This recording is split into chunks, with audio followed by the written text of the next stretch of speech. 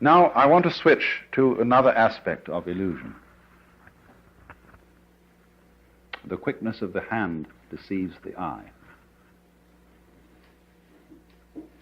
And that is, of course, the great illusion of what we call matter. Density, impenetrability, opacity. I find it hard to talk about the illusion of matter because I'm a materialist.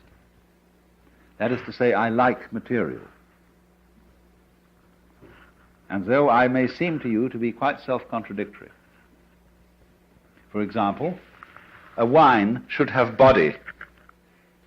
Pure alcohol doesn't.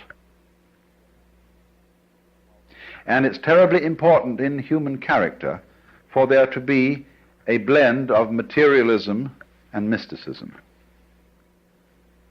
between sensuality and spirituality. You see, people who are purely sensuous and materialistic get very boring. You can fill your lives with all good things, with Alfa Romeos and hi-fis and wonderful cameras and girls with beautiful bodies and Chris Crafts and dry martinis and Chanel No. 5, you know. And after a while, if that's all you've got, it gets sickening and the bottoms begin to feel like plastic and the martinis taste like medicine. And somehow, you get a distaste for life, and even for mountains and trees and waters. And then on the other hand, the purely spiritual approach to things is too rarefied, too earnest, too abstract, too purely Euclidean. And the people who are intensely spiritual and don't have any sensuality are always desperately serious, colorless, lacking in humor, and never are able to meet one as man to man with a kind of a friendly leer in the eye. That's terribly important. Oh, yes, they live at a level of the frantic intensity. I see these two extremes need each other. Say, spirituality needs a beer and a loud burp, and sensuality needs a rough blanket and a hard bed and a cold night with the stars, you know, to wonder about. The sensualist as such, the materialist as such, has no wonder, and the mystic, the pure mystic, has no body. He's pure alcohol. Spirit.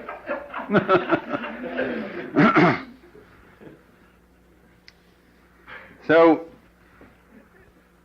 if then one should say that material is an illusion, this seems to be selling out to the spirit people and to the mystics. And so Christian scientists are, generally speaking, as personalities, totally lacking in materialism. They're prissy and lacking in color, and their churches are very, very disagreeable. They're all reading desks, and they're too bookish, and they have no ritual, no ceremonies, no verve, you see? It's all cerebral. And likewise, when people get the wrong idea about Hinduism or Buddhism, they go into this same ultra-mysticism. They start disbelieving in all material pleasures as crutches. And it's very bad to have crutches, you see. You shouldn't take aspirin when you've got a headache. You shouldn't wear glasses. You shouldn't show dependence on anything. You mustn't like your food too much, because that's becoming gluttonous. So you eat very plain food, which is not spiced, and you eat it out of a sense of duty. That is to keep the body functioning. You drink only water because other drinks might cause certain dependencies and give you too much pleasure. And because the idea is, you see, you've got to control your mind and keep it absolutely calm and still so that you are not dependent on matter. And that's altogether the wrong approach because, it is a game you can play. It is one of these possible things. I mean, you can play the Jehovah's Witness game. You can play the three-seed in the Spirit Baptist game. All these are various things which you could play, just as you can take up a hobby for bridge or fishing or something like that. But what happens is, you see, that the notion that the material world is an illusion is turned into a judgment of value. If it's an illusion, therefore it's bad. I ought not to be under this illusion. Well, the reality of the matter is that if you see that the material world is an illusion, you can enjoy it a great deal better than if you think it isn't. A true materialist, therefore, is one who knows that material is an illusion. Then he's not afraid of it. Then he can enter into the dance of material with real zest. Because you see, if you're a false and a fake materialist, what's happened? You borrowed money to buy yourself a Cadillac, an impressive house, ranch style with a picture window and a patio and a swimming pool, and you've bought a lot of stock, and you somehow wangled the money and borrowed it, and you keep lying awake nights wondering if you're going to make the payments. Well, there's no point in that at all. How can you possibly enjoy all this jazz, if that's the kind of jazz you want to enjoy, if you've got to worry about whether you pay for it or not? And you get hopelessly involved, you get commitments here, commitments there, and finally you have a nervous breakdown and shoot yourself. The only way to enjoy material is to disbelieve in it, just as one can disbelieve in money. Then you can have zest for it, you see?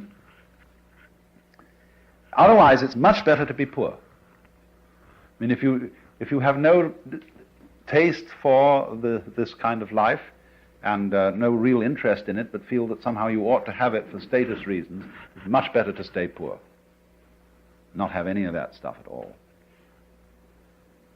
So, then this is the important thing I'm trying to say. Material is an illusion, but a great illusion. And the point is to swing it, and not to run away from it on the one hand, or to get stuck on it in the other.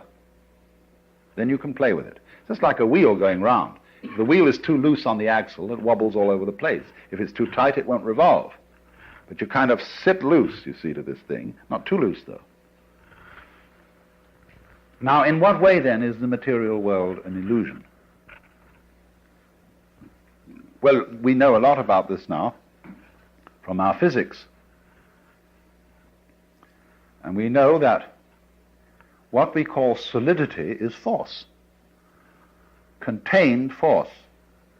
The agitation of particles or wavicles or whatever they are at such an immense speed that they become impenetrable to other agitations. So that when I put my foot on the floor, the reason it doesn't go through the floor is that the floor is coming into existence and going out of existence so rapidly that there is no interval through which my foot can penetrate. Like an airplane propeller, you can't put your head through it without getting it chopped off. Only that if it were going far faster still, it wouldn't even cut your head off. It would just be like banging your head against a brick wall. And it has to be going fast too within an extraordinarily small and restricted space.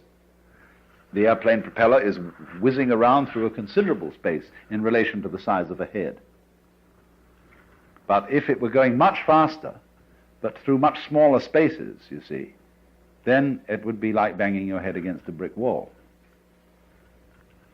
So what we've got in our so-called physical objective world is a behavior of energy where